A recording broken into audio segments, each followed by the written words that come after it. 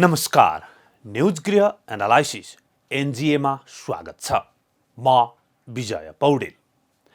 काठमाडौँको फोहोर फाल्ने ठाउँको विवाद आजको होइन, धेरै लामो समयदेखि यो विवाद हुँदै आएको विषय हो। फोहोर फाल्ने ठाउँका स्थानीय बासिन्दा र महानगरपालिका एवं सरकारबीच यो विषयमा धेरै पटक सहमति पनि भइसकेको छ, तर फेरि पनि विवाद आइरहन्छ।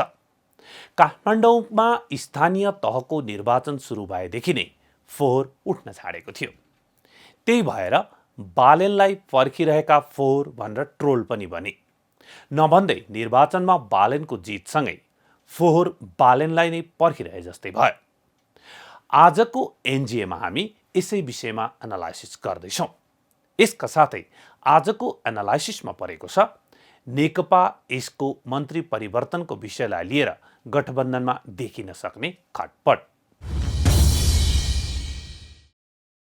कार्यक्रमको सुरुवात गरौँ आजको समाचार हाइलाइट्सबाट।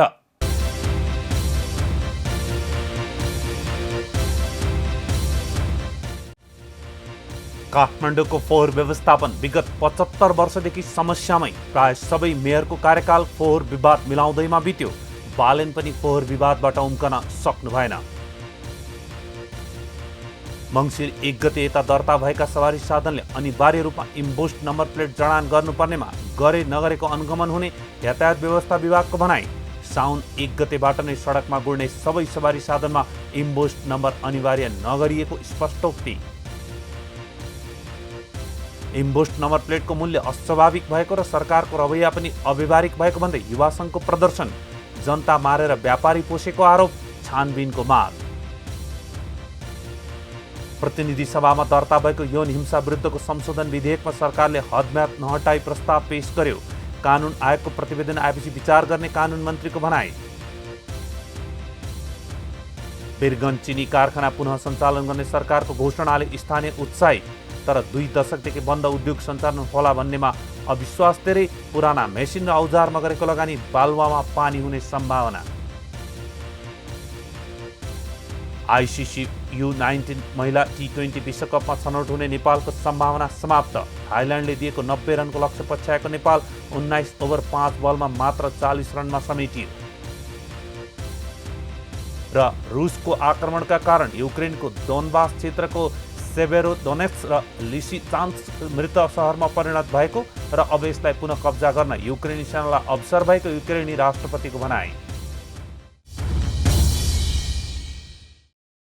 विक्रम सम्वत 2004 सालमा स्थानीय तहको पहिलो निर्वाचन भएदेखि अहिले 2079 सालको स्थानीय तहको निर्वाचनसम्म काठमाडौँको मेयरको कार्यकाल काठमाडौँको फोहोरको वरिपरि नै घुमेको छ। नवनिर्वाचित मेयर बालेन्द्र शाह पनि फोहोरकै समस्याले घेरिरहेका छन्। मेयरको पदभार ग्रहण गरेको दिनदेखि नै फोहोर व्यवस्थापनको दीर्घकालीन समाधान खोज्न दौडधुप गरिरहनुभएका महानगरपालिकाका पदाधिकारीलाई नागरिकले पनि साथ दिए। यसपछि शहरी विकास मन्त्रालयको रोहबरमा महानगरपालिका र स्थानीय बासिन्दा बीच सोमबार अबेर सम्झौता पनि भयो र मङ्गलबार बिहानदेखि फोहोर उठ्ने भनियो। तर सम्झौता बमोजिम फोहोर बोकेर मङ्गलबार बन्चरे डाँडा पुगेका ट्रकलाई स्थानीय बासिन्दाले अवरोध गरेका छन्। विक्रम सम्वत 2004 साल जेठ 29 गते भएको पहिलो स्थानीय तह निर्वाचनदेखि नै काठमाडौँको फोहोर राजनीतिक दलहरूको पहिलो मुद्दा बन्दै आएको छ। त्यति बेलाको निर्वाचनमा काठमाडौँ सहरको स्वास्थ्य र सफाइलाई पहिलो मुद्दा बनाइएको थियो। काठमाडौँमा जित्ने हरेक मेयरको 5 वर्षीय कार्यकाल यही फोहोरको समस्या मिलाउँदैमा बित्ने गरेको छ। तर विडम्बना नै भन्नुपर्छ, काठमाडौँ महानगरको फोहोर व्यवस्थापनको समस्या अझै समाधान हुन सकेको छैन। बागमती र हनुमन्ते खोलामा फाल्ने गरिएको फोहोर विक्रम सम्वत 2062 सालबाट नुवाकोटको सिस्टोलमा फाल्न सुरु गरियो। त्यो ठाउँमा 3 वर्ष मात्र फोहोर फाल्ने गरी सिस्टोलमा ल्यान्डफिल साइट बनाएको थियो। तर अहिले यस ठाउँमा फोहोर फाल्न थालिएको 16 वर्ष नागिसकेको छ।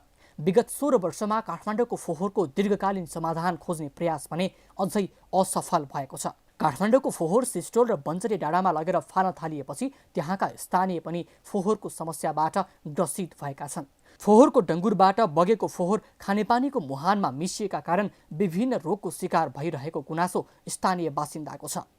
उनीहरूले क्षमताभन्दा बढी फोहोर सिस्टोलमा राख्न थालिएको भन्दै बारम्बार अवरोध गर्दै आएका छन्। विगतका सबै सरकारले काठमाडौँको फोहोरमाथि राजनीति गरेको भन्दै समस्याको समाधान भने कसैले नगरेको स्थानीयवासीहरूले गुनासो गर्दै आएका छन्। गत वैशाख 30 गते स्थानीय तहको निर्वाचन मार्फत काठमाडौँको मेयरमा बालिन शाह विजयी भएपछि पदभार ग्रहणदेखि आजको दिनसम्म उहाँको दिनचर्या फोहोर व्यवस्थापनमै बितिरहेको छ।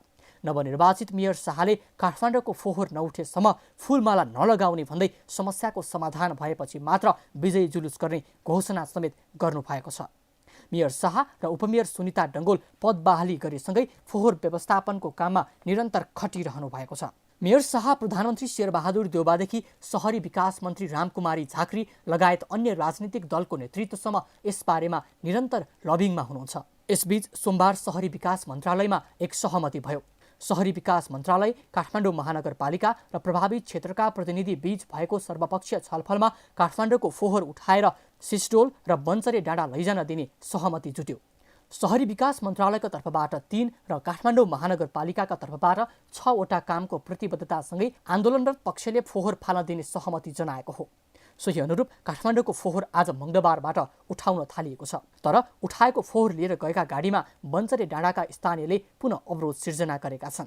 उनीहरूले काठमाडौँमा भएको सहमति आफूहरूलाई मान्य नहुने बताएका छन्। यद्यपि महानगरले स्थानीयको मागलाई पूरा गर्ने आश्वासन दिएर फोहोर व्यवस्थापन गर्ने कोसिस गरिरहेको छ। जेठ 29 आउन अब 5 दिन मात्र बाँकी छ। अर्थात् आउने आइतबार पहिलो स्थानीय तह निर्वाचन भएको 75 वर्ष पुग्छ। तर यो 75 वर्षमा काठमाडौँको फोहोरको मुद्दा झनपछि झन पेचिलो बन्दै गएको छ। मङ्गलबार अबेर काठमाडौँ उपत्यकाको फोहोर व्यवस्थापनका लागि नेपाल सरकार, शहरी विकास मन्त्रालय, काठमाडौँ महानगरपालिका र प्रभावित स्थानीय तहको प्रतिबद्धता शीर्षकमा भएको सहमतिमा शहरी विकास मन्त्रालयको तर्फबाट, काठमाडौँ महानगरपालिकाबाट र प्रभावित क्षेत्रको तर्फबाट गर्नुपर्ने भनी 3 शीर्षकमा सहमति भएको छ।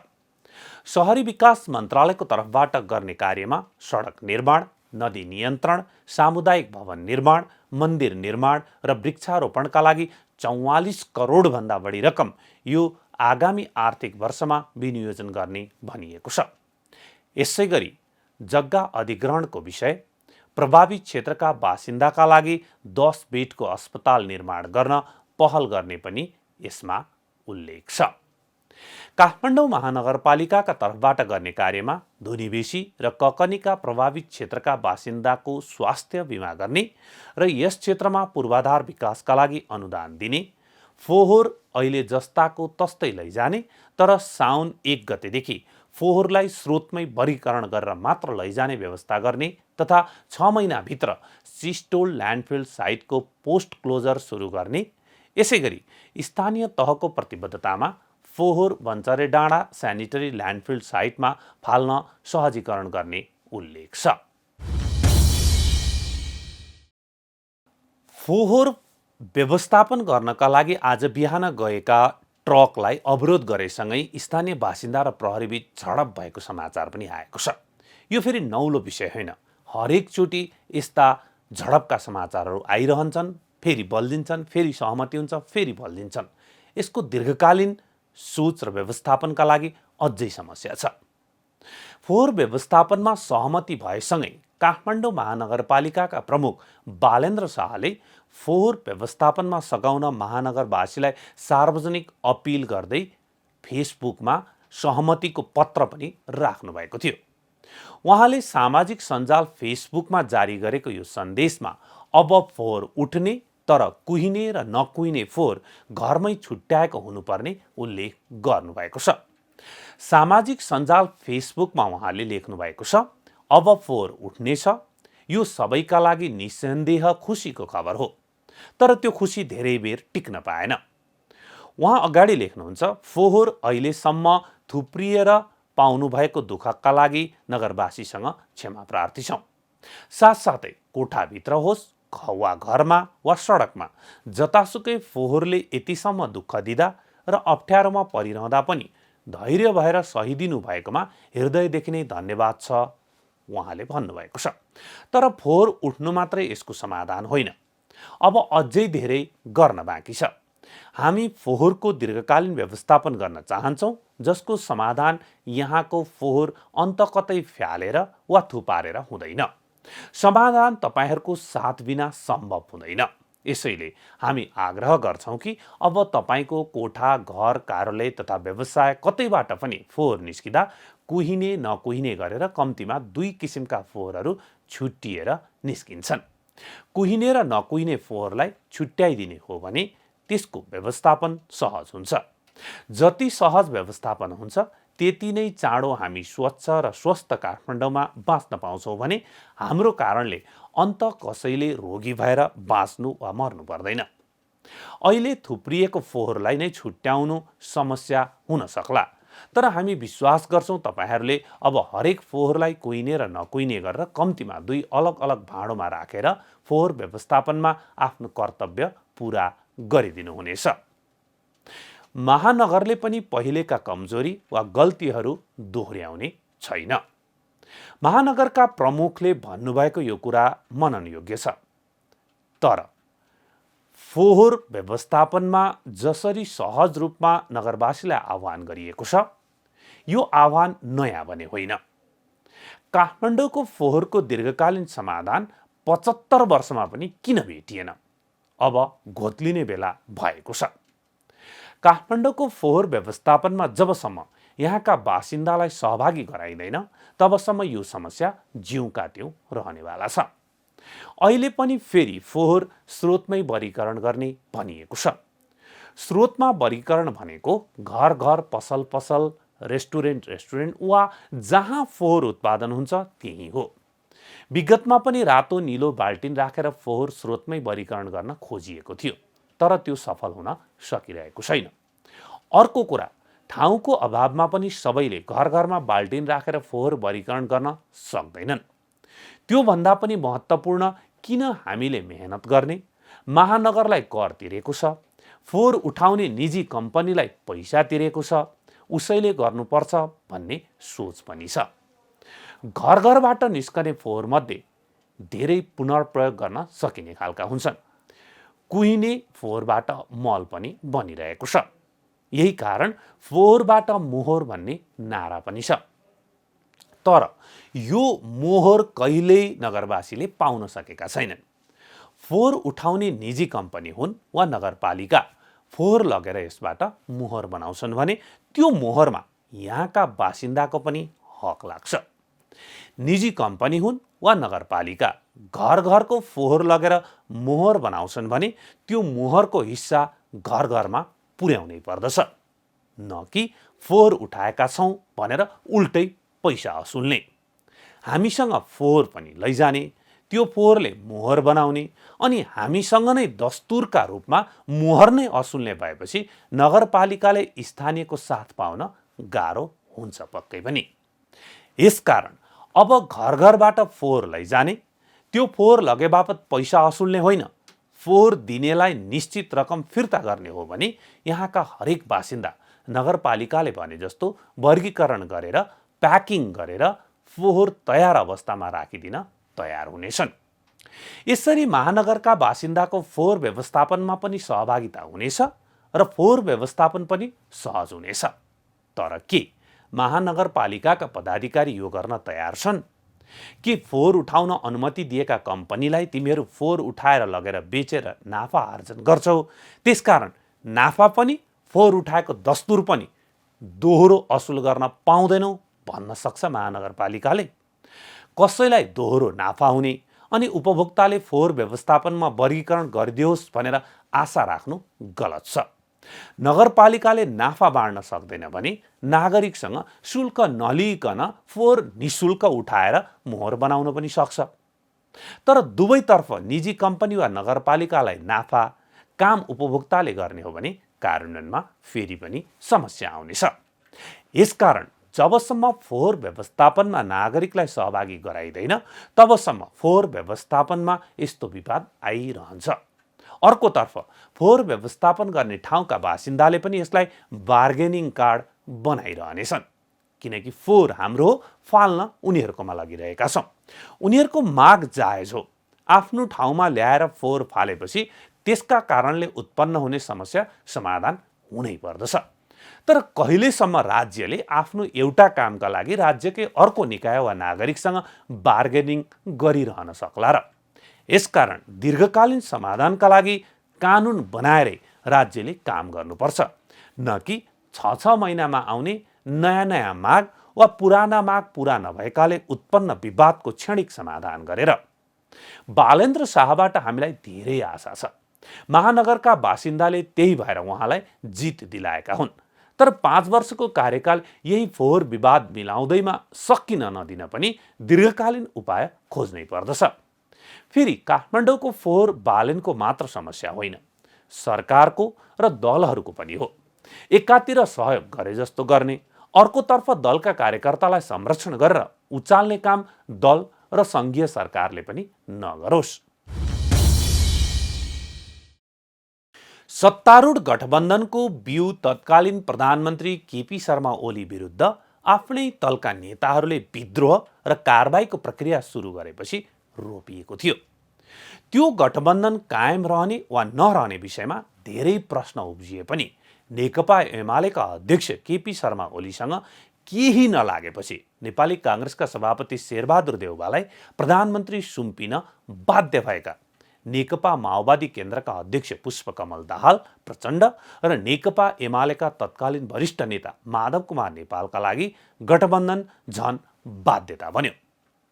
नेकपा एकीकृत समाजवादीका अध्यक्ष माधव कुमार नेपालको 6 महिनामा मन्त्री परिवर्तन गर्ने योजना बमोजिम आइतबार सरकारमा रहेका भालवाला मन्त्रीहरूलाई फिर्ता बोलाएर नयाँ नामसहितको प्रस्ताव प्रधानमन्त्री शेरबहादुर देउवालाई बुझायो। मन्त्री हेरफेर गर्ने निर्णय र प्रस्तावित नयाँ मन्त्रीहरूको एकाएक चर्चा दिनभर चलिरह्यो। सरकारमा रहेका एकीकृत समाजवादीका भालवाला केही मन्त्रीहरूलाई त सचिवालयको निर्णय समेत अत्तो पत्तो थिएन। केही मन्त्रीले आफूहरूलाई थाहा नभएको बताइरहेका थिए। तर नयाँ प्रस्तावित मन्त्रीहरूले शुभचिन्तकबाट बधाई तथा शुभकामना पाउने क्रम भने सुरु भइसकेको थियो। तर 24 घण्टा बित्न नपाउँदै प्रधानमन्त्री देउवाले मन्त्री परिवर्तन गर्न अस्वीकार गर्नुभएपछि मन्त्रीको डोरमा रहेकाहरूका लागि छाँगाबाट खसे सरह भयो। सोमबार प्रधानमन्त्री देउवाले छिटो छिटो मन्त्री परिवर्तन गर्दा राम्रो सन्देश नजाने र बजेट पनि पास नभइसकेको अवस्थामा मन्त्री परिवर्तन गर्न नहुने अडाल लिनुभयो। प्रधानमन्त्री देउवाको उक्त अडालले एकीकृत समाजवादीका अध्यक्ष नेपाललाई ठूलो धक्का लाग्यो र उहाँको पार्टीभित्र चरम असन्तुष्टि देखियो। एकीकृत समाजवादीबाट स्वास्थ्य मन्त्रीमा विरोध खतिवडा, शहरी विकास मन्त्री रामकुमारी झाँक्री, पर्यटन मन्त्री प्रेम आले, श्रम मन्त्री किसान श्रेष्ठ हुनुहुन्छ भने भवानी प्रसाद खापुङ स्वास्थ्य राज्य मन्त्री हुनुहुन्छ। राज्य मन्त्री खापुङलाई स्वास्थ्य मन्त्रालयको जिम्मेवारी दिएर जीवनराम श्रेष्ठलाई पर्यटन, मेटमणि चौधरीलाई शहरी विकास, शेरबहादुर कुँवरलाई श्रम रोजगार र हिरा केसीलाई स्वास्थ्य राज्य मन्त्री दिने तयारी पार्टी अध्यक्ष माधव नेपालले गर्नुभएको थियो। तर नेपाली काङ्ग्रेसका सभापति एवं प्रधानमन्त्री शेरबहादुर देउवाले अस्वीकार गरेर उहाँको तयारीमा ब्रेक लगाइदिनु भएको छ। त्यसो त आफूहरूलाई फिर्ता बोलाउने निर्णयप्रति बहालवाला मन्त्रीहरूले पनि चर्को असन्तुष्टि जनाएका थिए। उता पार्टीभित्र भने मन्त्री बन्न ठिक्क परेकाहरूले जसरी पनि पुराना मन्त्री फिर्ता बोलाउनु पर्ने अडान राखिरहेका छन्। नेकपा यसमा अहिले आफूले भने जस्तो भएन भने पार्टी छाडेर नेकपा एमालेमा फर्किन्छु भनेर धम्की दिन साह्रै सजिलो छ र यसले काम पनि गरिरहेको छ। तर मन्त्री परिवर्तनको तयारीलाई गठबन्धनको मुख्य घटकले ब्रेक लगाइदिएपछि बहालवाला मन्त्रीहरू र मन्त्री बन्न ठिक्क परेकाहरू अध्यक्ष नेपाल विरुद्ध भित्रभित्रै दोषारोपणमा उत्रिएका छन्। यसले पार्टीभित्रै विवाद जन्माइदिएको छ। हाम्रै पार्टीभित्रका केही चिप्ले चोरहरू, चिप्ले किराहरू आलेले धेरै चलखेल गरौँ भनेर इन्टरभ्यू दिइराखेका छन्। प्रधानमन्त्री देउवाको दलिलका अघि निशब्द बन्नुभएका नेपाल यही घटनाको सेरोफेरोमा कुनै अप्रत्याशित निर्णय त लिनुहुन्न भन्ने शङ्का उत्पन्न गराइदिएको छ। नेकपा यसका सम्मानित नेता झलनाथ खनालले कुन व्यक्तिलाई मन्त्री बनाउने भन्ने कुरा पार्टीको सार्वभौम कुरा भएको बताउनु भएको छ।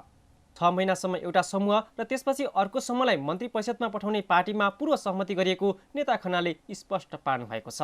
कुन व्यक्तिलाई मन्त्री बनाउने या नबनाउने त्यो सम्बन्धित पार्टीको सार्वभौम कुरा हो, अरूले गर्ने होइन। हाम्रो पार्टीका तर्फबाट कसलाई मन्त्री बनाउने या नबनाउने भन्ने कुराको निर्णय नेकपा एकीकृत समाजवादीले गर्छ। यो धरतीका अरू कुनै ताकतले गर्ने कुरा होइन। नेकपा यस गठबन्धनबाट आफ्नो पार्टीका पक्षमा आएको चुनावी परिणामबाट त्यति खुसी छैन। महागठबन्धन गरेर चुनावबाट उत्साहजनक परिणाम आउने अपेक्षा विपरीत आएको परिणामले उहाँ र उहाँको दललाई नै गठबन्धनबारे सोच्न बाध्य बनाइदिएको छ। नेकपा यसको बुझाइ छ गठबन्धनले नेपाली काङ्ग्रेस र नेकपा माओवादी केन्द्रलाई मात्र फाइदा पुगेको छ।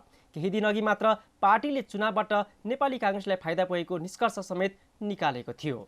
30 वैशाखमा भएको स्थानीय चुनावको निराशाजनक परिणाम, नेपाली काङ्ग्रेस र नेकपा माओवादी केन्द्रको हिमचिम र मन्त्री हेरफेरमा प्रधानमन्त्री देउवासँग परेको द्वन्द्वले पनि गठबन्धनमा तिक्तता बढाइदिएको छ। यही कारण गठबन्धनमा सङ्कट निम्तिएको महसुस गर्न सकिन्छ। हुन त प्रधानमन्त्री देउवा गठबन्धनलाई निरन्तरता दिने पक्षमा हुनुहुन्छ, तर गठबन्धनले आफूलाई फाइदा नभए कहिलेसम्म पछि हिँडेर आफैलाई नेकपा यसले सिधाउँदै जाने हो, पार्टीभित्रैबाट नेता कार्यकर्ताले अध्यक्ष नेपाललाई प्रश्न गर्न थालिसकेका छन्। गठबन्धनबाट आउने निर्वाचन परिणाम यस्तै हो भने प्रदेश र सङ्घमा गठबन्धनलाई निरन्तरता दिने कि नदिने नेकपा यस अहिले यो प्रश्नको अगाडि उभिएको छ। प्रधानमन्त्रीको गठबन्धनलाई निरन्तरता दिने प्रतिबद्धता भए पनि मन्त्री हेरफेरमा विपरीत निर्णयले नेकपा यस अध्यक्ष नेपाललाई सशङ्कित हुनुपर्ने अवस्था सिर्जना गराइदिएको छ। पार्टी अध्यक्ष नेपालका विश्वासपात्र समेत रहनुभएका सम्मानित नेता झलनाथले वामपन्थी दलहरू एक ठाउँमा उभिनुपर्ने आवश्यकता औल्याइरहनु भएको बेला नेकपा यसले गठबन्धन विरुद्ध फरक निर्णय गर्न सक्ने सम्भावना पनि धेरै छ। संसदीय व्यवस्थामा मन्त्री परिवर्तनमा प्रधानमन्त्रीको एकलौटी निर्णय चल्ने भए पनि गठबन्धनमा प्रधानमन्त्रीले गठबन्धनका दलहरूलाई विश्वासमा लिएर हिँड्नु नै उत्तम हुन्छ। न्युज गृहका लागि खिलनाथ ताजपुरिया, काठमाडौँ।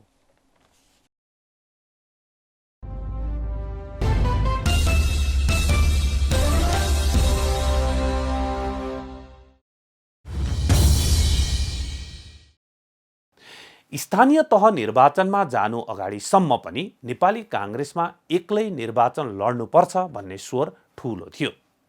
त्यति बेला माओवादी र नेकपा यसलाई हात्तीको कानको पछाडि लुकेको मुसा भन्ने संज्ञा पनि दिए काङ्ग्रेसी नेताहरूले। तर निर्वाचनको परिणामपछि नेपाली काङ्ग्रेस नै धेरै हौसिएको छ। कसैले हात्तीको कानको पछाडि लुकेको चमेरा पनि भने। त्यहाँभित्र अब गठबन्धन चाहिँदैन भन्ने स्वर मत्थर भएको छ। अर्कोतर्फ गठबन्धनबाट स्थानीय तह निर्वाचनमा राम्रो नतिजा निकालेको माओवादीले हो। ऊ पनि गठबन्धनलाई निरन्तरता दिन चाहन्छ, तर उसलाई बेला बेला काङ्ग्रेसी नेताहरूको स्वरले तर्साउँछ वा दिक्क लाउँछ भन्न पनि सकिन्छ। त्यो कुराको सङ्केत माओवादी अध्यक्ष प्रचण्डले स्थानीय तहमा पार्टीबाट जितेकाहरूलाई प्रशिक्षण दिन आयोजित कार्यक्रममै गर्नुभएको थियो। उहाँले भन्नुभएको थियो, काङ्ग्रेसमा अहङ्कार नपलाओस्, फेरि नेकपा एमालेलाई जस्तै ठेगान लगाउनु नपरोस् भन्ने उहाँको अभिव्यक्ति थियो। तर निर्वाचन परिणामपछि अलमलमा परेको नेकपा यस हो। उसको न नतिजा नै राम्रो आयो, न उसलाई गठबन्धनका दलहरू नेपाली काङ्ग्रेस र माओवादीको व्यवहार नै चित्त बुझेको छ। तत्काल गठबन्धन छाडेर आसन्न प्रतिनिधि सभा र प्रदेशसभा निर्वाचनमा एक्लै भिड्न जाउँ, स्थानीय तहको भन्दा नराम्रो अवस्था हुने हो कि भन्ने डर छ उसलाई। अर्कोतर्फ गठबन्धन नछाडौँ, नेपाली काङ्ग्रेसले हेप्न थालेको महसुस उसलाई भइरहेको छ। यस्तै अवस्था देखिएको छ मन्त्री हेरफेर प्रकरणमा। मन्त्री हेरफेर गरेर पार्टीभित्र नै विवाद सामना गर्नुभएका अध्यक्ष नेपालले गठबन्धनको मुख्य दल नेपाली काङ्ग्रेसबाट झन ठूलो चोट खानु परेको छ। पार्टीमा विवाद हुँदाहुँदै निर्णय गराएर नाम प्रस्ताव गरेका मन्त्रीलाई मन्त्री नियुक्त गर्न प्रधानमन्त्री शेरबहादुर देउवाले नमानेपछि नेकपा यस गठबन्धनमा बस्ने कि छाड्ने भनेर अलमलमा परेको छ। नेपाली राजनीतिमा अनेक कुख्यात काण्ड मच्चाएका काङ्ग्रेस सभापति देउवाले नेकपा यसको मन्त्री परिवर्तनका प्रयासमा ज्ञान बाँडेर फिर्ता पठाइदिनु भएको छ। उहाँले छिटो ज्ञान नेकपा यसलाई बाँड्नु भएको छ। नेपाली राजनीतिमा अनेक कुख्यात काण्ड गर्नुभएका शेरबहादुर देउवाबाट यस्तो ज्ञानगुणको कुरा आउँदा नेकपा यसलाई गाह्रो हुने नै भयो। प्रधानमन्त्री देउवाको यस्तो अडानले एकीकृत समाजवादीलाई ठूलो धक्का लागेको छ। अब ऊ गठबन्धनमा बस्ने कि नबस्ने दोसाधमा समेत पुगेको देखिन्छ। बलात्कार लगायतका यौनजन्य हिंसाको अपराधमा हदम्याद हुनु हुँदैन भन्दै सडकदेखि सदनसम्म र सामाजिक सञ्जालमा समेत जोडदार आवाज उठे पनि सरकारले संसदमा दर्ता गराएको यौन हिंसा विरुद्धका केही ऐनलाई संशोधन गर्न बनेको विधेयकमा हदम्यादको विषयलाई समेटेको छैन। प्रतिनिधि सभाको महिला तथा सामाजिक समितिमा महिला बालबालिका तथा ज्येष्ठ नागरिक मन्त्री उमा रेग्मीले सकेसम्म संसदमा दर्ता भएको संशोधन विधेयकमै समेटिने कुरा गर्दा सबै उत्साहित भएका थिए। यसैगरी प्रधानमन्त्री शेरबहादुर देउवाले सबै पार्टीका अन्य पार्टीका नेताहरूसँग पनि सहमति गरेर र सांसदहरूले समेत यो विषयमा हदम्याद हटाउने भनेर पटक पटक बोलेकाले संसदको यही अधिवेशनबाट कानुन संशोधन भएर लागू हुन्छ भन्ने आशा सबैले गरेका थिए। तर अहिले सरकारले संसदमा टेबल गरेको संशोधन विधेयकमा हदम्याद हटाउने विषय नै परेको छैन। यौन हिंसा विरुद्धको अपराधमा हदम्याद हुनु हुँदैन भन्ने माग उठे पनि हदम्याद संशोधन नगरिकनै सरकारले संसदमा विधेयक पेश गरेको छ। सरकारले प्रतिनिधि सभामा पेश गरेको यौन हिंसा विरुद्धका केही ऐनलाई संशोधन गर्न बनेको विधेयकमा हदम्याद सम्बन्धी विषय उल्लेख नै छैन। हदम्याद संशोधनको माग गर्दै संसदमा सांसदहरू बोलेका छन्, सडकमा प्रदर्शन भएका छन्, सामाजिक सञ्जालमा माग भइरहेको छ। तर प्रतिनिधि सभामा संशोधन विधेयक पेश गर्दै कानुन मन्त्री गोविन्द शर्माले हदम्यादका विषयमा नेपाल कानुन आयोगको प्रतिवेदन आएपछि हेरौँला भन्नुभएको छ। अहिले तुरुन्तै यो विधेयकमै कति ल्याउन सकिन्छ त्यो चाहिँ हेरौँला। त्यो अध्ययन प्रतिवेदन कानुन आयोगले ल्याएर त्यसमा एक खालको स्टेक होल्डरसँगको छलफल गरेर ल्याउन सकियो भने सरकार त्यसको निम्ति प्रयत्नशील हुनेछ। विधेयकमाथिको छलफलमा माग लिँदै नेकपा एमालेकी सांसद विमला विश्वकर्माले सरकारले ल्याएको संशोधन विधेयकमा हदम्याद संशोधन नगरी ल्याएको भन्दै विगत 2 दशकदेखि यस विषयमा कुरा उठे पनि कानुन संशोधन नहुँदा धेरै प्रभावित न्यायको पहुँचबाट बाहिर रहेको बताउनुभयो। जबरजस्तीकरणीको कसुरमा हुने सजाय बढाउने, त्यस्तो कसुरमा मेलमिलाप गराउनेलाई सजायको व्यवस्था गर्ने, झुट्टा उजुरी ठहरे उजुरीकर्तालाई पनि सजाय दिने, क्षतिपूर्ति तथा पुनर्स्थापनाको व्यवस्था गर्ने, ज्येष्ठ नागरिकलाई पनि पूर्ण सजाय गर्ने गरी ल्याइएको यो विधेयकमा हदम्यादको व्यवस्था बारे संशोधन गरिएको छैन र यसमा बोलिएको छैन। सरकारले हदम्याद हटाउने गरी संशोधन विधेयक पेश नगरे पनि संसदमा विधेयकमाथि छलफल हुँदा सांसदहरू भने हदम्याद हटाउने विषयको पक्ष विपक्षमा देखिएका छन्। महिला तथा सामाजिक समितिमा यस विषयमा छलफल हुँदा भने प्राय सबै सांसदहरूले एकमत भएर हदम्याद हटाउनु पर्ने विषय उठाएका थिए। संसदको छलफलमा भाग लिँदै नेपाली काङ्ग्रेसका सांसद एवं पूर्व मन्त्री मिनबहादुर विश्वकर्माले बलात्कार तथा यौन हिंसाका घटनामा उजुरीका लागि हदम्याद हटाउन नहुने मत जाहेर गर्नुभयो। हदम्याद हटाएमा नक्कली मुद्दाको चाङ लाग्ने र वास्तविक पीडितले न्याय नपाई मानसिक सन्तुलन गुमाएर सडकमा आउने अवस्था आइलाग्ने तर्क गर्नुभएको छ।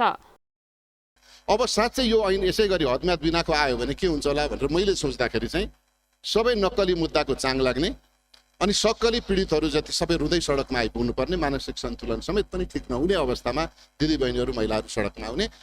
छलफलका क्रममा नेकपा एमालेकी सांसद गंगा चौधरीले बोलेका विषयलाई लिएर सामाजिक सञ्जालमा आलोचना नै भएको छ। उहाँले कलाकार पल शाह र पूर्व सभामुख कृष्ण बहादुर महराको मुद्दाको कुरा उठाउँदै मन मिलुन्जेल रमाइलो गर्ने, स्वार्थ नमिलेपछि बलात्कारको संज्ञा दिएको बताउनुभयो। उहाँले पुरुषहरू पनि पीडामा रहेको भन्दै कानुन बनाउँदा त्यसतर्फ पनि ध्यान दिनुपर्ने सुझाव दिनुभएको छ। अस्ति भर्खरकै केस हो पल शाह र हाम्रो सुस्मिताको कुरा आयो। जबसम्म मन मिल्यो तबसम्म उसलाई लभको संज्ञा दिने, त्यसपछि आफ्नो स्वार्थ पूरा भएन भनेपछि उसलाई बलात्कारको संज्ञा दिने। यसभन्दा पहिले पनि हामी सम्मानित सदनमा बसेका र पूर्व सभामुखको घटना पनि हामी हेरेका छौँ। जबसम्म स्वार्थ मिल्यो तबसम्म उहाँसँग केही कसैलाई पत्तो थिएन। जब स्वार्थ मिलेन त्यो ठाउँमा बलात्कारको संज्ञा दिएर उहाँलाई 6 महिनासम्म जेलमा कोचियो। यो कुरा हामीले भुल्नु हुँदैन। त्यसकारणले हदम्यादको कुरा धेरै उठिराखेको छ। यदि हदम्याद राखिएन भने चाङ लाग्छ, मुद्दाको चाङ लाग्छ। नेपाली काङ्ग्रेसका सांसद गगन कुमार थापाले भने बलात्कार तथा यौनजन्य घटनामा हदम्यादको विषय संशोधन गर्नुपर्ने माग गर्नुभएको छ। हामीले जुन हदम्यादको व्यवस्था पहिला गर्यौं त्यो उपयुक्त पुगेन भनेर हामीले त्यसलाई थप्यौं। पछिल्लो घटनाहरूले हामीलाई के कुरा सिकाएको छ भने हामीले नै बनाएको कानुन हो तर यसमा संशोधन गर्न आवश्यक छ। संशोधन विधेयक दर्ता गराउँदा कानुन मन्त्रीले कानुन आयोगको प्रतिवेदन आएपछि हेरौँला भनेकाले हदम्याद हटाउने विषयमा कानुन मन्त्रालय अनिच्छुक हो कि भन्ने आशंका बढेको छ। तर महिला मन्त्रालय र प्रधानमन्त्री स्वयंले पनि हदम्याद हटाउने कुरा गरिसक्नु भएकाले आशा गर्ने ठाउँ भने बाँकी नै छ। न्युज गृहका लागि मुना दवाडी, काठमाडौँ।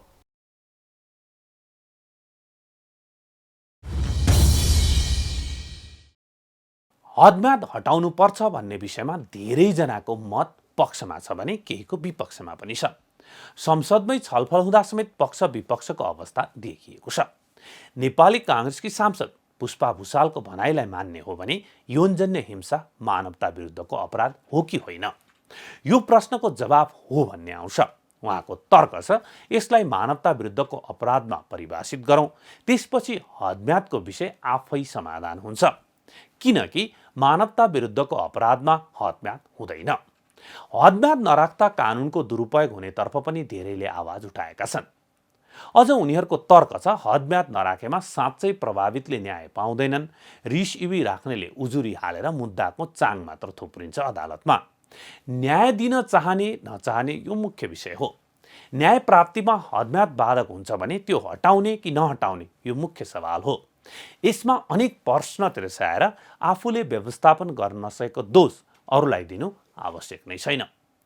रिस इबीमा गलत उजुरी पर्छ भने त्यो राम्रोसँग अनुसन्धान गर्ने जिम्मा सरकारको हो। गलतलाई कारबाही गर्न र सहीलाई न्याय दिन नै त हो अनुसन्धान गरिने, अदालत खडा गरिएको, र त्यसो हुँदैन भने यिनको के काम। जाँदा जाँदै 2 दिने बिदाको कुरा गरौँ। सरकारले 2 दिन बिदा किन दिएको अनि अहिले फेरि फिर्ता किन लिएको? के यसको जवाब छ सरकारसँग? सरकार भनेको जति बेला जे मन लाग्यो त्यही गर्दै हिँड्ने संस्था हो र? रुस युक्रेन युद्ध भन्दै जुन कारण हुँदै होइन भनेर उपभोक्ता अधिकार कर्मी ज्योति बानियाले पटक पटक भन्दै आउनु भएको छ। तर त्यही कारण देखाएर सरकारले लगातार इन्धनको मूल्य वृद्धि गरिरह्यो। इन्धनको मूल्य घटाउन सकिँदैन, त्यसकारण अब कम इन्धन खपत गर्ने भन्दै सरकारले ज्ञान बाँड्न थाल्यो। सरकार आफूले चाहिँ कति मितव्ययिता अपनायो तपाईँ हामीले थाहा पाइराखेकै छौँ। तर सरकारले सवारी साधन कम गुड्ने र इन्धन पनि कम खपत हुने भन्दै 2 दिन बिदा लागू गर्यो। खासमा 2 दिन बिदाको अवधारणा कोरोनाका कारण पर्यटन उद्योग थला परेपछि नेपालीलाई नै नेपाल घुम्न प्रेरित गर्ने उद्देश्यले सुरुमा आएको हो। अहिलेको इन्धनको मूल्य देखाउने कुरा मात्रै हो। त्यति बेला 2 दिन बिदाको पक्ष विपक्षमा बहस हुँदा सरकारले पक्षमा वकालत गरिरह्यो। तर अहिले के त्यस्तो तात्विक परिवर्तन भयो र जेठ 1 गतेबाट सुरु भएको 2 दिने बिदाको प्रावधान असार 1 गतेबाट सरकारले हटायो। साँच्चै भन्ने हो भने इन्धनको मूल्यमा तात्विक परिवर्तन आएको छैन, तर सरकारले बिदा फिर्ता लियो। यसबाट के थाहा हुन्छ भने बिदा दिने निर्णय सरकारले हचुवाका भरमा गरेको थियो र फिर्ता लिने निर्णय पनि हचुवाकै भरमा गरेको छ। अर्को मितव्ययिता भन्ने कुरा पनि हचुवाकै भरमा रहेछ। के सरकार भनेको यस्तै हुन्छ? केटाकेटी खेले जस्तो एकैछिनमा के एकैछिनमा के? किन बिदा दिइयो, किन फिर्ता लियो भन्ने ठोस जवाब जनतालाई दिन पनि आवश्यक ठान्दैनन् हाम्रा सरकारहरू। अनि भन्छन् हामी जनउत्तरदायी, जवाफदेही प्रशासन र सरकार चलाउँछौँ भनेर। अब उपरान्त यस्ता बकमपुसे निर्णयहरू सरकारले नगरेकै राम्रो। हस्त न्युज गृह एनालाइसिस एनजिए आजलाई यति नै। हामी सबैलाई बिदा दिनुहोस्। नमस्ते।